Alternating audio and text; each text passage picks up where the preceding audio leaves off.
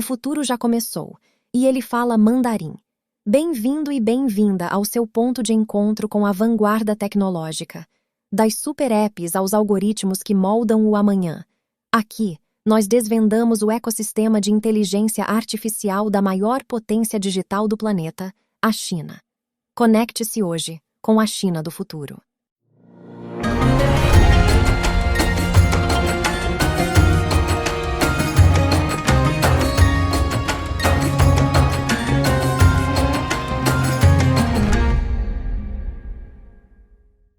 Olha, imaginem a seguinte situação para quem nos acompanha.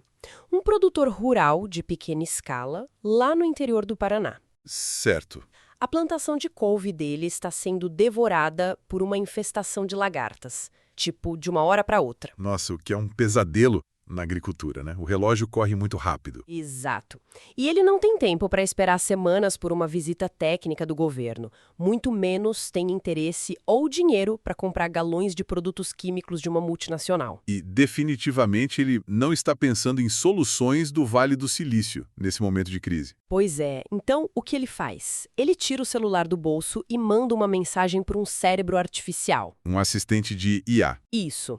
Mas um cérebro que roda sobre uma infraestrutura tecnológica que começou a ser desenhada lá na China, mas que responde e orienta como se fosse uma camponesa brasileira especialista em agroecologia. É uma imagem muito forte, sabe? Porque subverte completamente aquela expectativa clássica que a gente tem sobre inovação tecnológica. Sim, a gente sempre pensa em inovação vindo de cima para baixo, né? Exatamente. Geralmente a expectativa é que a tecnologia de ponta pertença só a centros urbanos ultramodernos ou a gigantes do mercado financeiro. E o que vemos nesse caso é o exato oposto. E é por isso que a nossa exploração de hoje é tão importante. A missão dessa nossa análise é desbravar as vantagens e as aplicações práticas da inteligência artificial na agricultura brasileira. E de forma bem específica, né? Isso, focado em como essa tecnologia está sendo moldada do zero dentro do universo da agroecologia, a partir de iniciativas populares. E aqui vale um aviso importante para quem está ouvindo. Ah, sim, sobre a nossa série temática. Exato. Este é mais um dos nossos programas onde comentamos e analisamos os avanços da inteligência artificial relacionados com a China. Uma linha de pesquisa que a gente tem acompanhado de perto. Com certeza. Nosso foco tem sido entender como as tecnologias com essa origem chinesa estão sendo apropriadas e transformadas pelos países do sul global. É uma dinâmica geopolítica fascinante, tipo uma que quase sempre passa batida nos debates tradicionais de tecnologia. Passa mesmo. E hoje, o nosso material de base reúne relatos, documentação técnica e algumas reportagens sobre a criação da IARA. A inteligência artificial da reforma agrária e agroecologia. IARA, exatamente. É uma ferramenta desenvolvida por movimentos sociais aqui no Brasil e nós vamos mergulhar na mecânica de como essas soluções hiperlocais funcionam no campo. E como isso acaba esbarrando na disputa global pelo código aberto, né? Perfeito. E também no que tudo isso significa para a soberania alimentar. E olha, mantendo a nossa regra de ouro, já que lidamos com fontes que trazem componentes políticos muito fortes, nossa postura aqui é puramente analítica. Com certeza. Não estamos aqui para endossar visões políticas, mas para dissecar a engenharia por trás do projeto. Dissecando a logística e as ideias que fazem isso funcionar na prática. E é o laboratório perfeito para entender a maleabilidade da tecnologia. Sabe, o grande mérito de olhar para a IARA é sair da abstração. Verdade. A gente não está discutindo o que a IARA poderia ser num futuro distante, mas sim o que ela já faz hoje, com os pés literalmente sujos de terra. Bom, então vamos desvendar isso. Para entender o impacto da IARA, a gente tem que olhar para o gargalo logístico da agricultura familiar. Que é gigantesco. Demais! A base de testes dessa ferramenta fica no Centro Agroecológico Paulo Kageyama, lá em Jarune, no interior de São Paulo. Isso sob a coordenação da engenheira agrônoma Sênia Oliveira, e o problema que eles resolvem é de infraestrutura básica mesmo.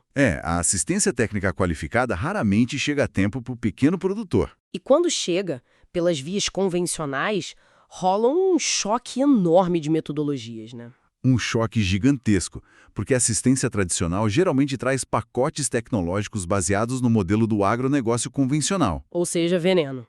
A resposta padrão para um problema no campo quase sempre envolve aplicar insumos químicos ou agrotóxicos. O que, para quem foca em métodos agroecológicos, é completamente inútil. Vai contra a própria base do cultivo sustentável e da regeneração do solo que eles tentam construir. E aí que entra aquela história da dona Fátima que eu comentei no início, a agricultora lá de Guarapuava.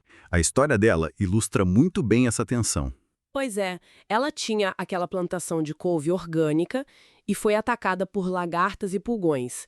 E aí, ela usou a Yara pelo celular. Ela simplesmente descreveu o problema e pediu uma orientação.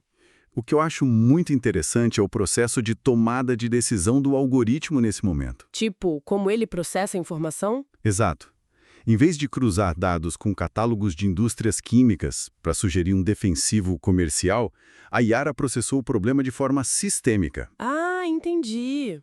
Ela sugeriu o controle biológico, sabe? Sugeriu a diversificação da produção, explicou até como plantar espécies que funcionam como repelentes naturais em volta da couve. E, além disso, recomendou aquelas caudas acessíveis, né? Tipo a cauda de nim ou misturas com cinza de fogão. De advogado do diabo aqui rapidinho. Manda. Por que construir um sistema tão complexo para isso?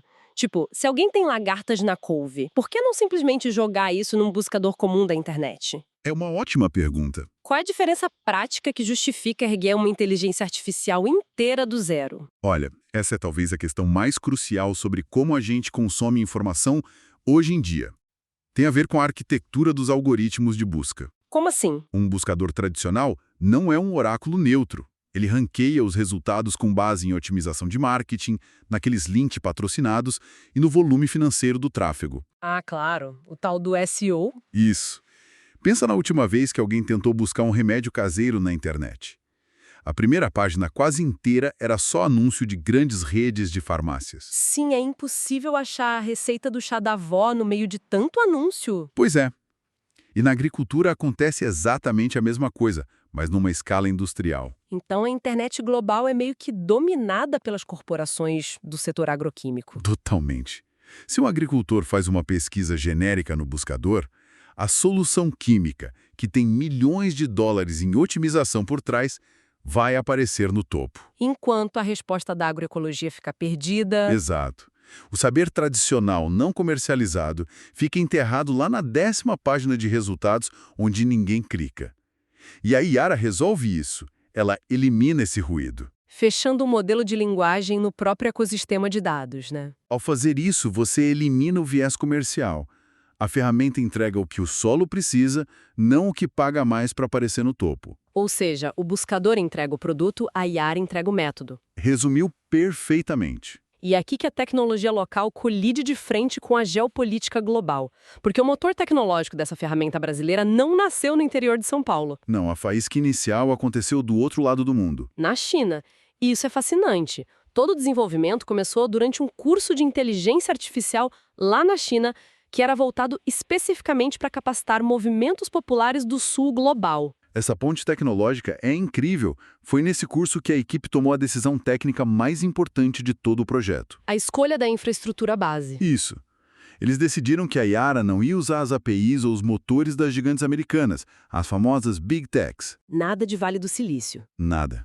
A fundação da Yara foi construída sobre modelos de linguagem de grande porte, os LLMs. Mas LLMs de código aberto, certo? De código aberto, especificamente os modelos chineses Minimax e GLM. E as justificativas para essa escolha, segundo a documentação, são um mergulho profundo na economia de dados. Uma aula de soberania. Os desenvolvedores argumentam que as corporações de tecnologia do Ocidente têm laços muito fortes com aquele modelo de agronegócio de grande escala, de monocultura, sementes transgênicas. E qual era o medo deles? A premissa era tipo, se eles usassem uma plataforma fechada para hospedar a Yara, todo aquele conhecimento milenar camponês viraria dado comercial. Seria sugado pelos servidores dessas corporações. Exato, transformado em mercadoria, sem que a comunidade recebesse nada em troca. O termo técnico para isso, na verdade, é extração de dados. Mas o termo político que o pessoal do projeto usa é soberania. Faz todo sentido. Quando você usa um modelo comercial fechado, ele age como uma caixa preta. A pessoa faz a pergunta, a máquina aprende com aquilo, se apropria do dado e usa isso para treinar a próxima versão do software deles. O conhecimento local vira uma commodity global e a comunidade perde o controle. E o código aberto subverte essa lógica completamente. E a China tem tido papel de muito destaque ao liberar esses modelos abertos superpotentes para desenvolvedores do mundo todo. Para ficar mais fácil de visualizar para quem ouve, a gente costuma dizer que usar um modelo fechado é como alugar um carro. Sim, boa analogia. A locadora decide para onde você pode dirigir e ainda fica com uma cópia de todos os seus trajetos. E o código aberto? O modelo de código aberto é como receber a planta de engenharia do motor para você mesmo montar. Excelente. Foi optando por essas bases abertas chinesas que eles conseguiram baixar a estrutura do cérebro artificial, instalar em servidores próprios e rodar de forma independente. Ou seja, o dado entra, é processado e não vaza para o exterior. Fica tudo dentro da comunidade. Mas olha, isso me gera uma dúvida enorme e aposto que muita gente ouvindo está pensando mesmo. Pode falar. Usar tecnologia chinesa para escapar do controle tecnológico estadunidense não é só trocar a dependência de um gigante por outro. Tipo, trocar 6 por meia dúzia? É o questionamento natural a se fazer. Como dá para falar de independência se o alicerce vem de uma superpotência estrangeira? A resposta está na diferença entre consumir um serviço e se apropriar de um código. Ah, entendi. Se eles estivessem usando um serviço de nuvem chinês fechado, onde os dados fossem parar em servidores lá em Pequim, a sua crítica estaria corretíssima. Seria só trocar de monopólio. Exato. Mas a natureza do código aberto muda essa equação toda. Voltando para sua metáfora da planta do motor. Certo. A planta original pode ter sido desenhada por engenheiros na China. Mas uma vez que ela é baixada e você modifica aquilo no seu computador, o vínculo direto é cortado. Ah, entendi. É tipo, eles pegam a planta do motor chinês, mas fabricam as peças no Brasil e colocam o próprio combustível. Perfeito. O sistema passa a rodar de maneira descentralizada. Eles viram o código aberto como um meio tático, sabe? Uma base oferecida sem a exigência de engolir os dados em troca. É isso que permite que o Sul Global pule várias etapas de desenvolvimento e vá direto para a solução de problemas reais. O que nos leva para a próxima peça desse quebra-cabeça, que é fascinante. Quem treina a máquina. Exato. Se a estrutura do motor veio do código aberto, quem está ensinando essa máquina a dirigir? Porque o modelo de linguagem nasce vazio, né? Ele não sabe nada sozinho. Uma IA recém-baixada não faz a menor ideia de como tratar pulgões numa horta. De onde veio essa sabedoria toda? Essa transição de qual tecnologia é usada para quem está ensinando a tecnologia é o que muda tudo. A documentação mostra que foi um esforço monumental de inteligência coletiva. Muito grande, envolveu a Associação Baobá, o Movimento dos Trabalhadores Rurais Sem Terra, a Marcha Mundial das Mulheres. Foi um mutirão, né? Mais de 50 pessoas contribuindo ativamente. E a Carolina Cruz, uma das especialistas que trabalhou no projeto, explica isso de um jeito brilhante. O que ela diz? Ela relata que a sabedoria agrícola já existia, estava nos arquivos de universidades, institutos de pesquisa e, principalmente, na memória oral das famílias camponesas. O problema é que era um conhecimento super disperso. Totalmente. Então, a vantagem da IA aí não é inventar uma solução do nada, mas sim um imenso funil organizador. Pegar informações complexas e cruzar tudo em segundos para dar uma resposta coesa. Mas para os bastidores técnicos funcionarem, a equipe teve que criar uma biblioteca fechada e validada. Eles não largaram a IA para ler a internet inteira, né? Não de jeito nenhum. O algoritmo foi ajustado para dar pesos matemáticos maiores a conceitos como rotação de culturas, respeito aos ciclos da natureza, saúde do solo. E tem um elemento revolucionário nas fontes que guia tudo isso. A equipe de programação é majoritariamente feminina. Isso é um baita diferencial. Demais. Nomes como a própria Carolina Cruz e a Natália Lobo inseriram no código, desde a base, uma perspectiva e visão de mundo feministas. Se a gente compara isso com a indústria global de tecnologia, o contraste é massivo. Historicamente, laboratórios de IA são redutos muito masculinos e concentrados no norte global. E a gente sempre brinca que a IA é um espelho, né? Herda dos pontos cegos de quem criou. Pois é. O viés não é mágica, é estatística pura. A Yara é uma tentativa de mudar a receita do bolo trocando quem está na cozinha. A desenvolvedora Natália Lobo até argumenta isso, que para a tecnologia organizar realidades complexas e servir à vida das mulheres, ela tem que ser arquitetada por elas. É matemática aplicada. Colocando agrônomas e camponeses no comando, o cérebro da máquina passa a priorizar a vida e a sustentabilidade no processamento. E a engenharia de software reflete uma maturidade enorme sobre quem vai usar a ferramenta. Sim, a Yara tem 3 perfis de interação, né? Ela é acessível online, em português, e entende que cada um consome conhecimento de um jeito. Tipo, o agricultor com a enxada na mão precisa de uma resposta direta, que mistura borrifar e pronto. Já um técnico prestando assistência pode selecionar um perfil que dá dados mais profundos sobre a biologia da praga. E ainda tem um terceiro perfil, para pesquisadores, mais acadêmico. A IA adapta a complexidade da linguagem para o momento. Isso é o que transforma um experimento curioso numa ferramenta que realmente escala no campo. E falando em escalar, o projeto já está deixando de ser só uma solução brasileira e ganhando proporções intercontinentais. Essa é a parte em que a história expande as fronteiras. As fontes destacam muito uma perspectiva que eles chamam de internacionalista. O projeto Yara Gana. Isso. Se já está em fase de execução, é uma movimentação geopolítica fantástica. Gana é o segundo maior produtor mundial de cacau. Lá na África Ocidental. E assim como aqui, a base dessa produção toda é a agricultura familiar. O objetivo é estabelecer uma cooperação horizontal entre Brasil e Gana. Compartilhar o arcabouço tecnológico para eles fazerem uma versão local da Yara, só que focada no ecossistema do cacau. Mas a logística disso me deixa intrigada. Tipo, na prática, como você pega um algoritmo treinado para o clima de São Paulo, para couve orgânica, e de repente exige que ele entenda um idioma diferente, o clima e a biologia do cacau na África. Parece tentar encaixar uma peça quadrada num buraco redondo, né? Exatamente. Não dá bug? Daria, se a confusão não estivesse no fato de que a gente acha que eles estão exportando banco de dados. E não é isso. Ah, não. O Brasil não está mandando um arquivo cheio de dicas sobre lagartas no Paraná lá para Gana. Eles estão exportando a metodologia de arquitetura de software. Entendi. Eles exportam a estrutura de como construir a própria IA do zero. É isso. Isso. Gana recebe o método. Como ir nas aldeias, como catalogar o conhecimento tradicional dos produtores de cacau, como transformar essa tradição oral em texto. E como jogar isso de forma segura dentro daquele motor de código aberto. Exato.